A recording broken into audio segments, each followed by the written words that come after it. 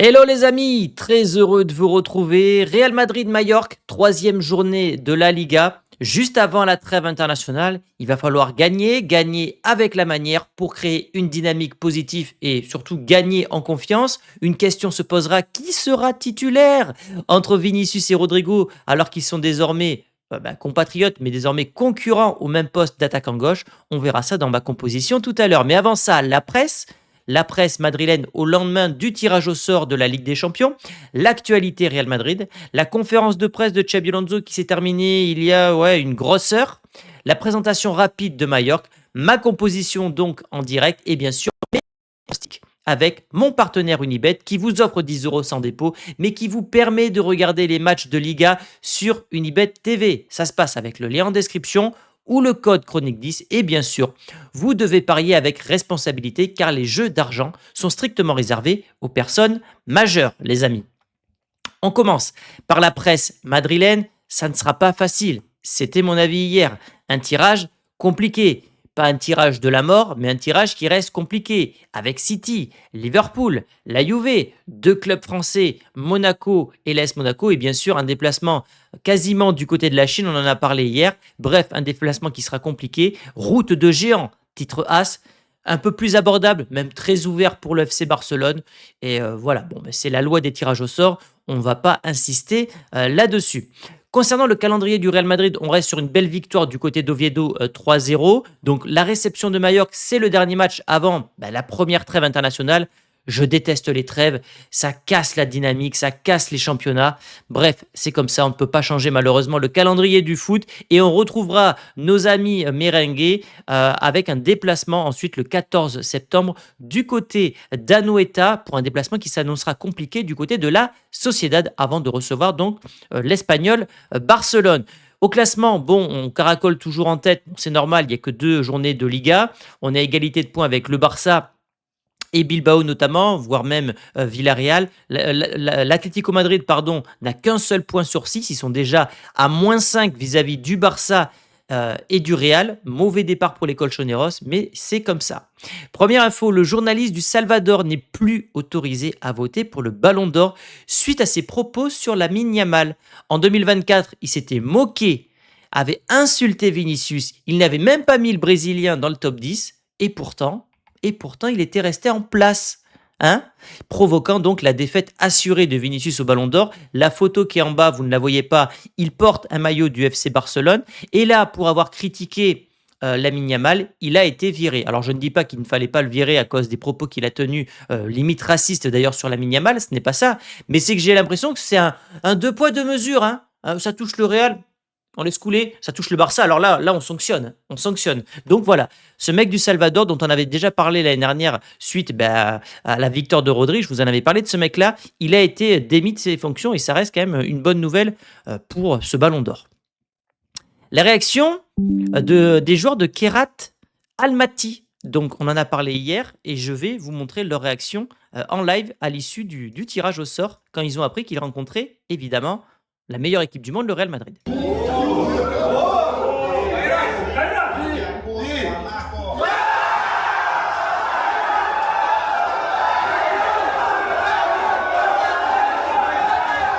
Mettez-vous à leur place.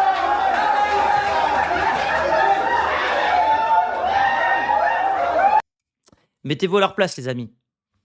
Ils jouent en Chine, ou quasiment en Chine, on l'a vu hier. Ils sont à 6500 km du Real Madrid. Ils ont éliminé le Celtic Glasgow. Évidemment que pour ces mecs-là, c'est fantastique. C'est la seule fois de leur histoire qu'ils vont rencontrer le Real. Alors c'est dommage pour eux, je pense qu'ils auraient rêvé d'aller au Bernabéu. Là, ils vont recevoir le Real, mais ils vont quand même affronter Kylian Mbappé et compagnie. Donc je trouve que c'est beau, c'est la belle histoire. Même si je reste dubitatif sur le fait qu'une équipe kazakh puisse disputer la Champions League, les règles sont comme ça. On ne va pas débattre là-dessus trop longtemps. Et donc le Real sera l'équipe espagnole qui va le plus voyager avec 21 482 km. Faut pas qu'il y ait des écolos sur la chaîne, ils vont avoir des convulsions.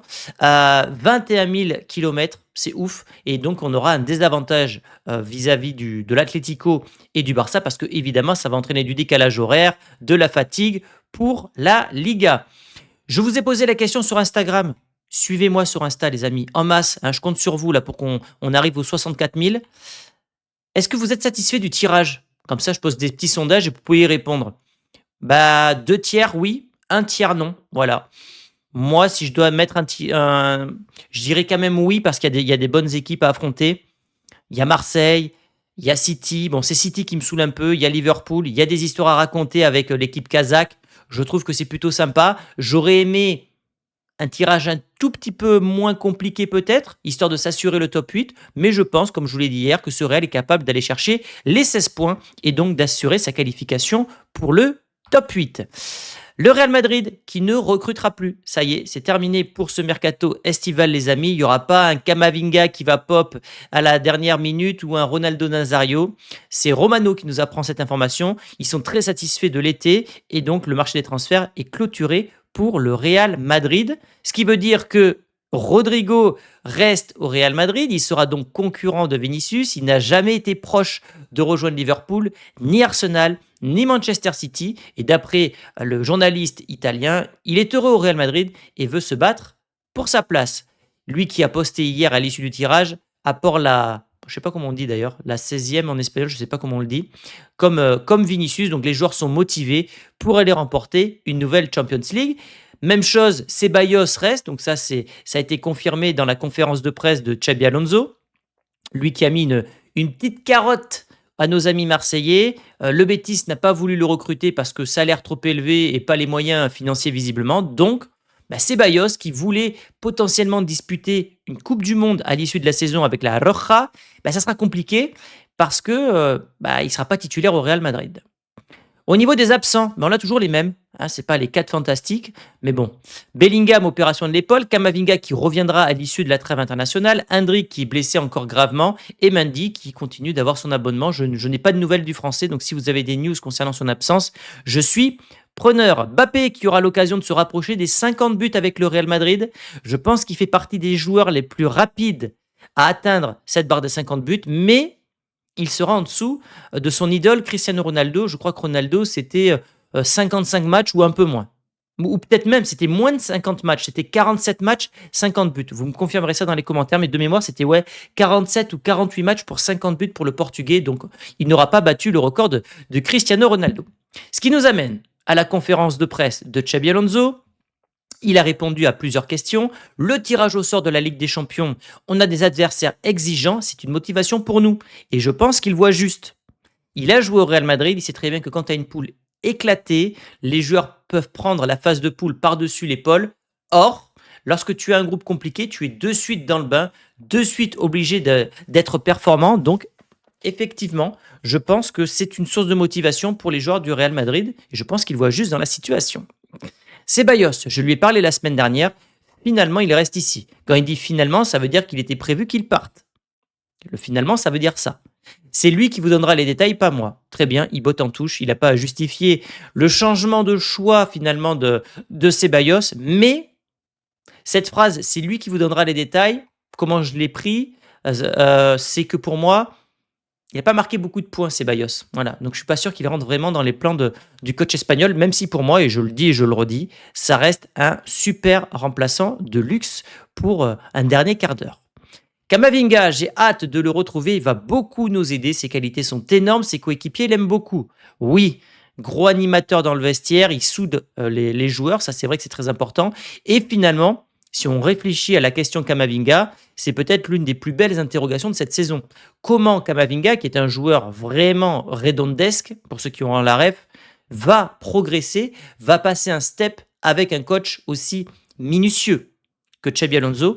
Je suis très curieux de voir l'évolution du français sous la comment on appelle ça, la tutelle de Xabi Alonso. Je crois que c'est même pas ça le mot. Dean Howsen nous donne de nombreuses qualités importantes. C'est une très grande signature, très stratégique. J'ai adoré la fin de la phrase. Très stratégique. Qu'est-ce que vous comprenez par très stratégique? Coup double. On se renforce énormément, mais surtout en prenant Howsen, on empêche les autres clubs rivaux du Real Madrid pour la Champions de signer un joueur générationnel à son poste. Puisque oui, on peut le dire, Hausen est un joueur, un crack absolu, sauf grave blessure. Il va marquer sa génération à son poste-là. Donc oui, signature, très grande signature, très stratégique. Et je pense même que c'était le choix numéro 1 du coach espagnol lorsqu'il a signé du côté de la Casablanca. L'équipe nationale espagnole, j'espère que nous pourrons avoir plus de joueurs dans la liste à l'avenir. Ce serait une bonne chose. Je suis content que Dani Carvajal soit de retour avec l'Espagne. Ça fait longtemps, si vous suivez la chaîne, que je vous dis que le Real a envie, je ne sais pas si on dit comme ça, d'hispaniser cette équipe du Real Madrid où il y a beaucoup d'étrangers. Et ça faisait tâche les années dernières, les années passées, quand le Real n'avait aucun joueur dans la liste de la Roja, alors que le Barça en avait plein. Il y a cette volonté désormais de recruter des joueurs espagnols. Il y a beaucoup de talent, donc je pense que c'est normal, surtout que l'Espagne va recevoir la Coupe du Monde en 2030 et il faudra que le Real Madrid, évidemment, ait une équipe avec pas mal d'Espagnols. Donc ça, c'est un projet à long terme. On passe désormais à la présentation de Mallorca. Mallorca, pour l'instant, début de championnat compliqué, un match nul, une défaite lourde contre le FC Barcelone. On peut dire qu'ils ont quand même un début de championnat où ils se tapent les deux ogres, le Barça et le Real Madrid, mais c'était 2 matchs à domicile. Bon, il y a eu 2 rouges très prématurés contre les Catalans. Ça a changé évidemment la physionomie de la rencontre, même si le Barça était largement supérieur. Je pense qu'ils auraient quand même perdu. Et lors du deuxième match, ils ont fait un match nul contre Vigo, donc enchaîné Barcelone, Vigo et Madrid. C'est chaud pour eux, donc c'est pour ça qu'ils sont 16e au classement, même si ça ne veut rien dire au bout de 2 journées. Les confrontations directes, et notamment les confrontations directes au Bernabéu, sur les 3 dernières, ça tourne toujours en faveur de la Casablanca. Même si le 3-0, c'est en Super Coupe d'Espagne, le Real est annoncé à domicile, il jouait en fait en Arabie Saoudite, mais voilà, on va dire que au moins les 2 dernières, c'est des victoires par un but d'écart. Ce ne sont pas des victoires faciles, et d'ailleurs, si vous regardez, hormis le 3-0, c'est victoire de Mallorca en février 2023 1-0. Le Real qui répond avec une victoire 1-0 en 2024. Pareil, le 13 avril, c'est une victoire 1-0. Le 18 août, c'était l'année dernière un but partout. Et le 14 mai 2025, 2-1. Donc, hormis la Super Coupe d'Espagne, toutes les confrontations avec Mallorca sont serrées, sont compliquées. Est-ce qu'on doit en tenir rigueur pour le pronostic ? Affaire à suivre. En tout cas, le dernier duel, c'était 2-1, avec notamment un but de Jacobo Ramon, si je ne dis pas de bêtises, avec également un but de l'homme que vous voyez en photo, le Kix Kylian Mbappé. On passe à ma composition, les amis, pour ce choc. Dans les cages, notre ami Thibaut Courtois. À gauche, on va faire un peu de suspense. Carreras, Hausen, j'essaie de m'appliquer sur la prononciation. Je vois bien Militao repasser devant Rudiger. À mes yeux, Rudiger n'a pas marqué beaucoup de points et je trouve que le duo Militao-Hausen est plus complémentaire que lorsque l'Allemand remplace le Brésilien. Et à droite, une question se pose. Est-ce que ça sera Carvajal ou Trent? J'ai une théorie. Je pense que ça sera Trent car il n'a pas joué le match dernier. On est à domicile et je pense que le jeu du Real Madrid à domicile a besoin d'avoir un joueur du profil de Trent Alexander-Arnold. Et surtout, on l'a appris aujourd'hui, Trent n'a pas été sélectionné avec l'équipe d'Angleterre. Ce qui veut dire qu'il ne va pas jouer pendant 15 jours.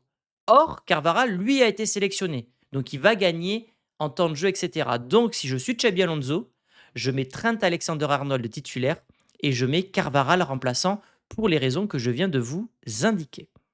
Devant la bête, Tchouaméni, The Beast. Le milieu de terrain, il n'y aura pas de grande surprise. Je vois Arda et je vois Valverde, dont Xabi Alonso a fait énormément de compliments lors de la conférence de presse tout à l'heure en disant que c'était un leader absolu. C'est le lion de tout le vestiaire. Il a été vraiment élogieux envers l'Uruguayen. Et au niveau de l'attaque, on va faire par suspense. Mbappé, je vois Mastantuono titulaire à domicile. La question se pose à gauche. Je n'imagine pas Vinicius remplaçant pour une 2e fois consécutivement. Donc je vois Vinicius titulaire et je vois Rodrigo devoir gagner sa place et rentrer peut-être une demi-heure pour remplacer Mbappé. Je pense que c'est Mbappé qui sortira pour montrer que je suis capable de sortir Vinicius, je suis capable de sortir Rodrigo et je vous montre lors de la troisième rencontre que je suis capable de sortir également Mbappé. Le jefe, c'est moi, c'est Xabi Alonso. Je peux me tromper évidemment, mais c'est comme ça en tout cas que je l'analyse. On passe les amis à la dernière partie de cette vidéo, aux pronosticos, avec bien sûr mon partenaire Unibet. Je rappelle les bonus, 10 euros offerts, 100 euros de free bet, le match sur Unibet TV avec le lien en description et bien sûr vous devez parier, c'est très important, avec responsabilité. Ce n'est pas une alternative au travail et surtout, vous devez être majeur. On passe à Unibet, ici, avec du coup le Real favori 1,19, match nul 6,80, Mallorca 14,50, le Real Madrid à 1,19, évidemment. Au niveau des MyBet, on a soit le MyBet avec Mbappé Real Madrid à 1,60, qui est vraiment pas mal, ou soit celui-là, un peu plus risqué, parce que le plus de 3,5 buts, ça m'étonne quand même. Mais il y a celui-là qui est bien aussi. Victoire du Real Madrid et les deux équipes ne marquent pas. Ça veut dire en gros clean sheet pour le Real Madrid. Hop. Hop là, on m'a appelé en plein tournage. But pour les deux équipes, non, c'est coté à 1,49. Voilà. Au niveau du score exact, je vois un 3-0 pour le Real, 5,85. Voilà. On peut aller même sur du 1, 2 ou 3-0. Vous savez, les fameux combinés que j'aime bien, qui sont pas mal. 2,16 pour le coup, vous doublez votre mise. Et enfin, concernant les buteurs, je vois Mbappé continuer. Je vois Vinicius. Et j'ai envie de tenter le pari Mastantuono, premier but à domicile. Les amis, voilà pour mes pronostics. Donnez-moi le vôtre dans les commentaires ainsi que votre composition. Et je vous dis, demain soir, je ne suis pas là normalement. Donc je verrai. Peut-être que demain soir, le débrief sortira plus tard que prévu. Sinon, ça sera dimanche matin parce que j'ai quelque chose d'organisé, les amis. Donc je vous dis à très vite pour une prochaine vidéo. Ciao!